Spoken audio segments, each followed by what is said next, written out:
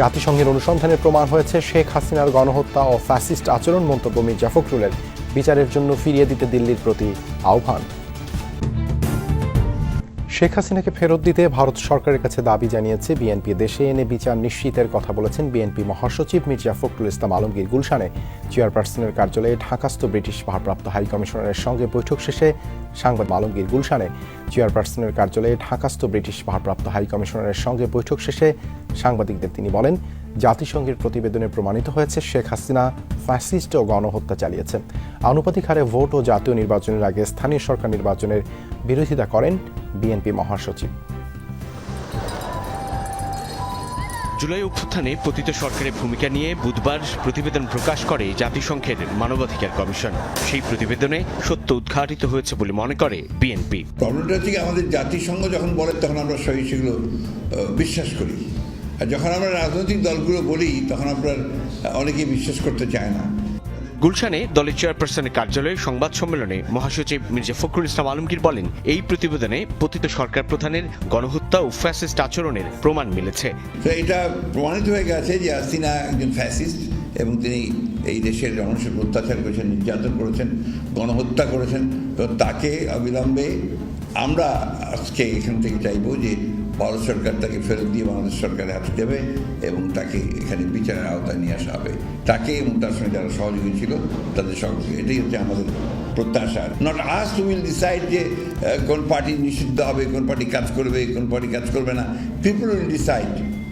আনুপাতিক হারে নির্বাচন এবং জাতীয় নির্বাচনের আগে স্থানীয় সরকার নির্বাচন নিয়ে কমিশনে জামায়াত ইসলামীর দাবি নিয়েও প্রতিক্রিয়া জানান বিএনপি মহাসচিব। বলেন, এর কোনোটাই সমর্থনযোগ্য নয়। অত্যন্ত একেবারে জোরালোভাবে বিরোধী।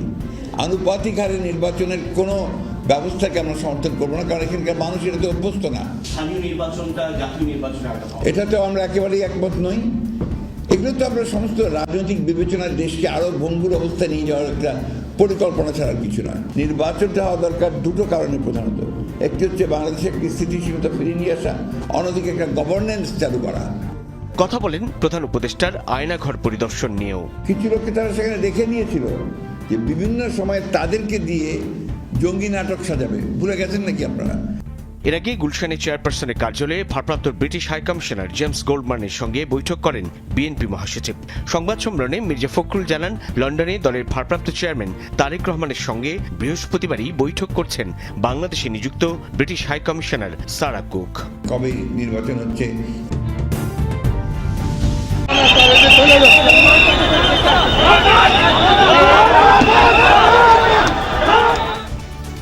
শাহবাগ অবরোধমুক্ত করতে প্রাথমিকে নিয়োগ প্রত্যাশীদের উপর লাঠিচার্জ, জলকামান, হাইকোর্টের আদেশের বিরুদ্ধে অধিদপ্তরের আপিল। আবারও শাহবাগ মোড় অবরোধকারীদের উপর পুলিশের জলকামান নিক্ষেপ, কয়েক দফায় চলে পুলিশি অ্যাকশন। আটক করা হয় বেশ কয়েকজনকে। এ সময় আহত হন 5 জনের মতো। সরকারি প্রাথমিক বিদ্যালয়ে নিয়োগের দাবিতে আন্দোলনরতরা শেষমেশ রাস্তা ছেড়ে দিতে বাধ্য হয়। বিক্ষোভকারীদের অভিযোগ, হাইকোর্টের বৈষম্যমূলক রায় বাতিল করে চূড়ান্ত করতে হবে তাদের নিয়োগ। এদিকে নিয়োগ স্থগিত করে দেয়া হাইকোর্টের রায়ের বিরুদ্ধে আপিল করেছে প্রাথমিক শিক্ষা অধিদপ্তর। জাতীয় জাদুঘরের সামনে পুলিশের ব্যারিকেড ভেঙে শাহবাগ সড়ক অবরোধ করেন তৃতীয় ধাপে সরকারি প্রাথমিক বিদ্যালয়ের সুপারিশপ্রাপ্ত শিক্ষকরা। ঠিক তার কিছুক্ষণ পরই পুলিশের জলকামান নিক্ষেপ করা হয় লাঠিচার্জ। এতে আহত হয় বেশ কয়েকজন, নেওয়া হয় হাসপাতালে, আটক করা হয় কয়েকজনকে। আন্দোলনকারীরা বলছেন, অন্যায়ভাবে লাঠিচার্জ করা হয়েছে তাদের উপর। দাবি আদায় করে রাজপথ ছাড়ার হুঁশিয়ারি দেন তারা।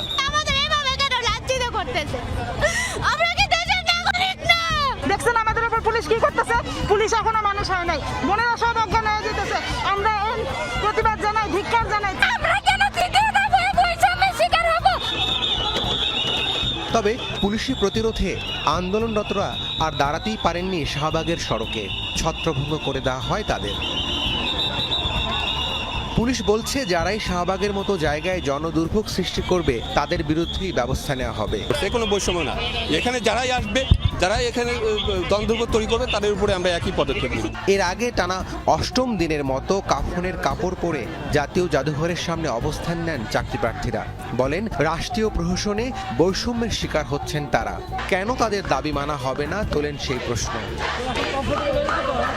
যখন আমরা বিদ্যালয়ে যোগদানের জন্য অপেক্ষার প্রহর গুনছি, ঠিক তখনই আমাদেরকে বলা হয়ে গেল আমরা সবাই বাতিল। এটা কি একটা প্রহসন না? এটা কি আমাদের সাথে অন্যায় না?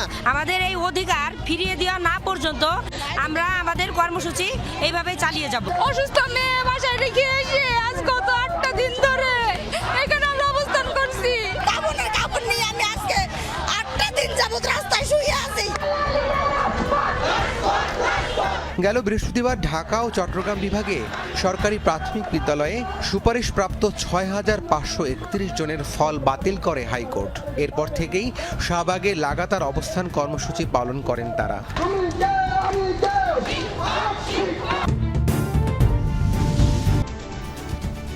আমরা আজকে এখান থেকে চাইব যে ভারত সরকার তাকে ফেরত দিয়ে বাংলাদেশ সরকারের হাতে দেবে এবং তাকে এখানে বিচারের আওতায় নিয়ে আসা হবে। সরকারের উচ্চ পর্যায়ের নির্দেশনা পেলে শেখ হাসিনাকে ফেরাতে ভারতকে আবারও তাগাদা দেবে বাংলাদেশ। এই তথ্য জানিয়ে পররাষ্ট্র মন্ত্রণালয় বলছে, এখন পর্যন্ত এ সংক্রান্ত ঢাকার চিঠির কোনো জবাব দেয়নি দিল্লি। জুলাই আগস্ট হত্যাকাণ্ড নিয়ে জাতিসংঘের রিপোর্ট প্রকাশের পর শেখ হাসিনাকে ফেরাতে দিল্লির উপর নৈতিক চাপ বেড়েছে বলেও ধারণা বাংলাদেশের। সরকারের নির্দেশনা পেলে কূটনৈতিক চাপ বাড়াতেও মন্ত্রণালয় কাজ করবে বলে জানান মুখপাত্র। জাতিসংঘ ফ্যাক্ট ফাইন্ডিং মিশনের রিপোর্টে উঠে এসেছে জুলাই আগস্ট আন্দোলনে পলাতক শেখ হাসিনার সরাসরি গুলির নির্দেশ সহ রাষ্ট্রীয় নির্মমতার ভয়াবহতা। শতাধিক শিশুসহ ১,৪০০ মানুষের মৃত্যু ও হাজারো আহত মানুষের কষ্টের জন্য রিপোর্টে দায়ী করা হয়েছে বিগত আওয়ামী লীগ সরকারের কর্তা ব্যক্তিদের। পররাষ্ট্র মন্ত্রণালয়ের নিয়মিত ব্রিফিংয়ে আসে প্রধান অভিযুক্ত শেখ হাসিনাকে ভারত থেকে ফেরানোর প্রসঙ্গ, যদিও এখন পর্যন্ত দিল্লিকে লেখা চিঠির কোনো জবাব মেলেনি।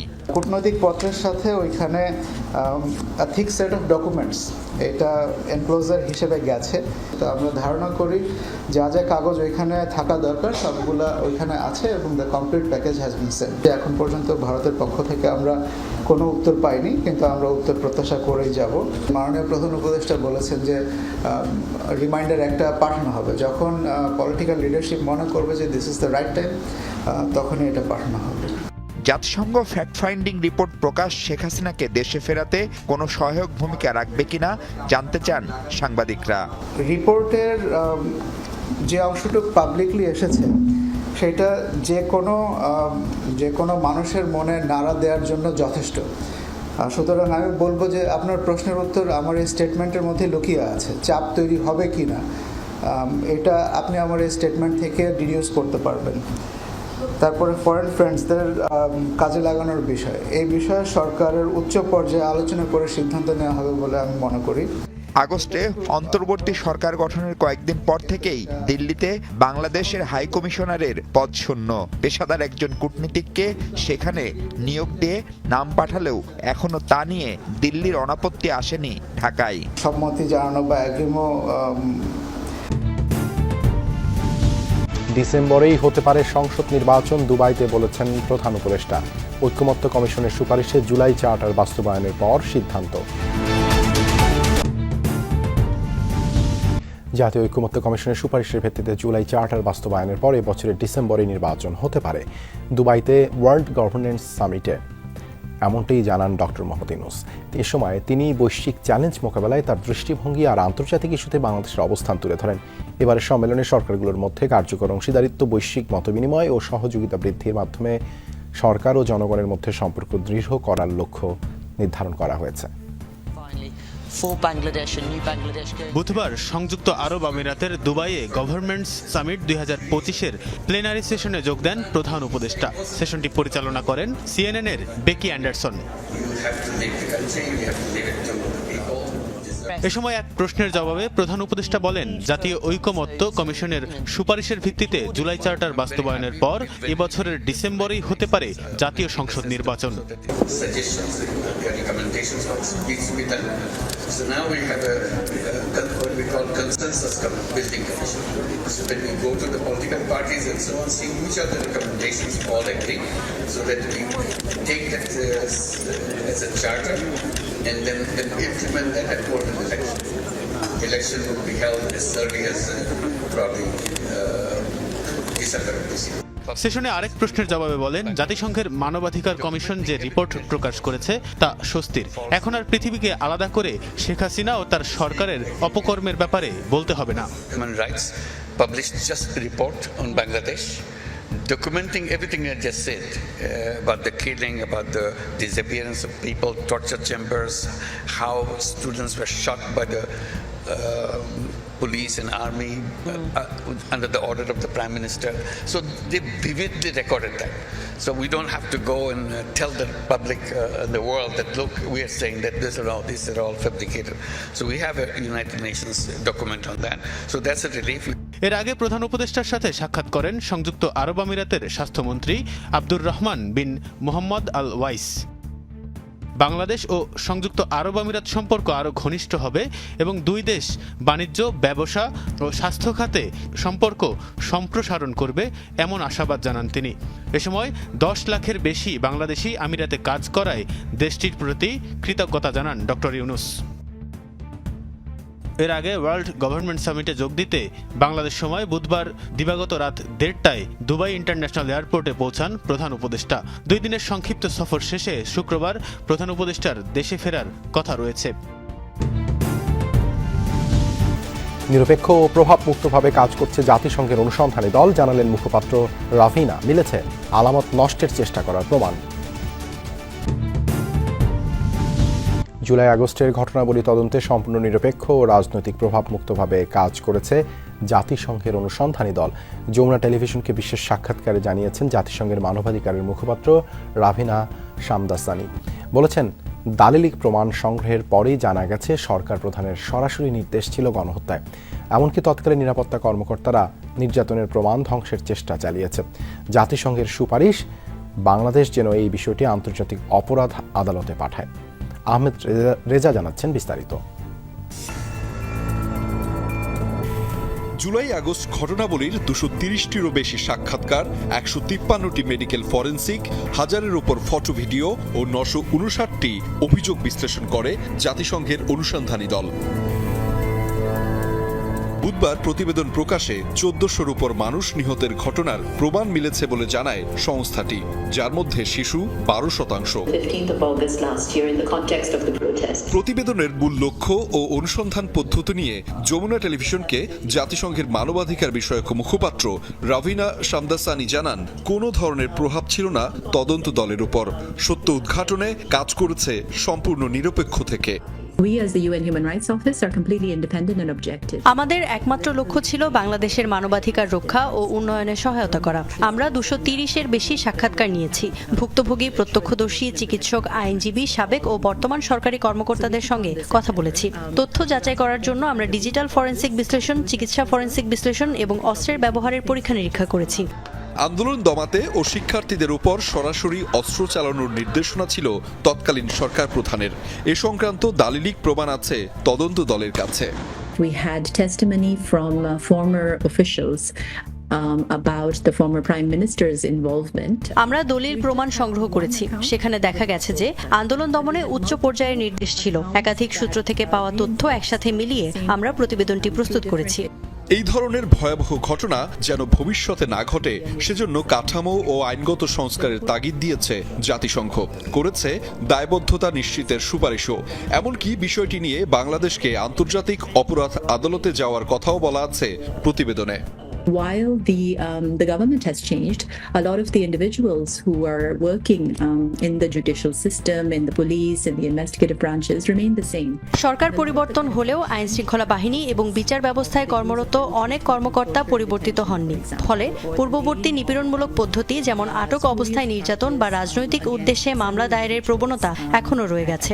আমরা সুপারিশ করছি যে বাংলাদেশ যেন এই বিষয়টি আন্তর্জাতিক অপরাধ আদালতে পাঠায়। আন্তর্জাতিক অপরাধ আদালতের সম্পূরক ভূমিকা দেশীয় বিচার ব্যবস্থার ঘাটতি পূরণে সহায়ক হতে পারে। প্রতিবাদকারী, পথচারী, এমনকি নির্বিচার গ্রেফতারের সময় অতিরিক্ত বল প্রয়োগ, এমনকি মানবাধিকার লঙ্ঘনের প্রমাণ ধ্বংসের চেষ্টা করেছে নিরাপত্তা বাহিনী। ফলে জাতিসংঘের সুপারিশ, ভুক্তভোগী ও সাক্ষীদের সুরক্ষা নিশ্চিত করা। We did hear that from a witness with inside knowledge, security officials have sought to destroy evidence of torture, for example. মানবাধিকার লঙ্ঘনের প্রমাণ ধ্বংস করার চেষ্টার প্রমাণ পেয়েছি আমরা। নিরাপত্তা বাহিনী চিকিৎসা কর্মীদের চাপ দিয়েছে যাতে মৃত্যুর কারণ দুর্ঘটনাজনিত হিসেবে উল্লেখ করা হয়, বুলেট ইনজুরি নয়। প্রতিবেদনের 259 নম্বর অনুচ্ছেদে এটি নথিভুক্ত করা হয়েছে। রবিনা শামদাসানি জানান, বাংলাদেশের বর্তমান অবস্থাও নজরে রেখেছে সংস্থাটি। সুষ্ঠু নির্বাচন পদ্ধতি ও গণতান্ত্রিক ব্যবস্থা ফেরাতে সহায়তা করবে জাতিসংঘ। Some of these orders came from the highest level. The orders to use force to suppress the protesters, to suppress dissent at all costs. Ahmed Reza, Jamuna news, Dhaka. RAB বিলুপ্তি, বিজিবিকে শুধু সীমান্ত রক্ষা এবং ডিজিএফআইকে সামরিক গোয়েন্দা তৎপরতার মধ্যেই সীমাবদ্ধ রাখার সুপারিশ করেছে জাতিসংঘের মানবাধিকার কমিশন। এই সুপারিশকে স্বাগত জানিয়েছে অন্তর্বর্তী সরকার। তবে আলোচনার পরেই সুপারিশ বাস্তবায়নের সিদ্ধান্ত নেওয়া হবে জানিয়েছেন স্বরাষ্ট্র উপদেষ্টা। অন্যদিকে আন্তর্জাতিক অপরাধ ট্রাইব্যুনালের চিফ প্রসিকিউটর বলেছেন, জাতিসংঘের রিপোর্ট জুলাই হত্যাকাণ্ডের অকাট্য প্রমাণ হিসেবে কাজে লাগবে। জুলাই গণঅভ্যুত্থানে গণহত্যার ভয়াবহতা উঠে এসেছে জাতিসংঘের মানবাধিকার বিষয়ক হাই কমিশনের রিপোর্টে।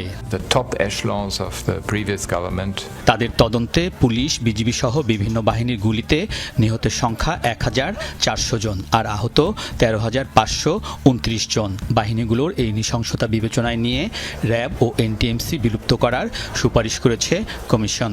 বিজিবির কার্যক্রম সীমান্তে এবং ডিজিএফআই এর কর্মকাণ্ড সামরিক গোয়েন্দা কার্যক্রমে সীমাবদ্ধ রাখার প্রস্তাব দিয়েছে তারা। ওয়েলকাম করা হয়েছে। সচিবালয়ে এক অনুষ্ঠানে জাতিসংঘের রিপোর্ট নিয়ে প্রশ্ন ছিল স্বরাষ্ট্র উপদেষ্টার কাছে। তিনি বলেন, রিপোর্টকে স্বাগত জানায় সরকার, তবে সুপারিশ বাস্তবায়নের সিদ্ধান্ত হবে আলোচনার মাধ্যমে। এটা তো একটা প্রস্তাব তাদের দিছে, আমরা সবাই বসবো, বসার পরে যে আমাদের ডিসিশন এটা জানাবো। বাট আমরা তো এই যে তাদের এই ইনকোয়ারিটা আমরা তো সবাই তো স্বাগতম জানিয়েছি, এটা তারা একটা ভালো কাজ করছে। তারপরে আমরা বসে আমরা একটা ডিসিশন নেব। জুলাই গণহত্যার বিচারের ক্ষেত্রে ইউএন মানবাধিকার কমিশনের রিপোর্ট গুরুত্বপূর্ণ দলিল হিসেবে কাজ করবে বলে মনে করেন আন্তর্জাতিক অপরাধ ট্রাইব্যুনালের প্রধান কৌশলী। বলেন, গণহত্যায় জড়িত বাহিনীর সদস্যদের প্রত্যেকের বিচার করা হবে। যারা এই সমস্ত অপরাধী বাহিনীর মধ্যে থেকে অপরাধে সম্পৃক্ত ছিলেন তাদেরকে বিচার করার একমাত্র উপযুক্ত ফোরাম হচ্ছে আন্তর্জাতিক অপরাধ ট্রাইব্যুনাল। যে সমস্ত অফিসাররা এই ঘটনার সাথে জড়িত ছিল বলে প্রাথমিক তথ্য প্রমাণে পাওয়া যাবে, জাতিসংঘ সুপারিশ করেছে প্রত্যেককে সাসপেন্ড করার জন্য, ফেয়ার এবং ইম্পার্শিয়াল ট্রায়াল যাতে হতে পারে। গণহত্যায় জড়িত বাহিনীর সদস্যদের চিহ্নিত করে চাকরিচ্যুত করারও আহ্বান জানিয়েছেন চিফ প্রসিকিউটর। এ সময় তিনি কথা বলেন মৃত্যুদণ্ডের বিপক্ষে জাতিসংঘের মানবাধিকার কমিশনের অবস্থান ও সুপারিশ নিয়েও।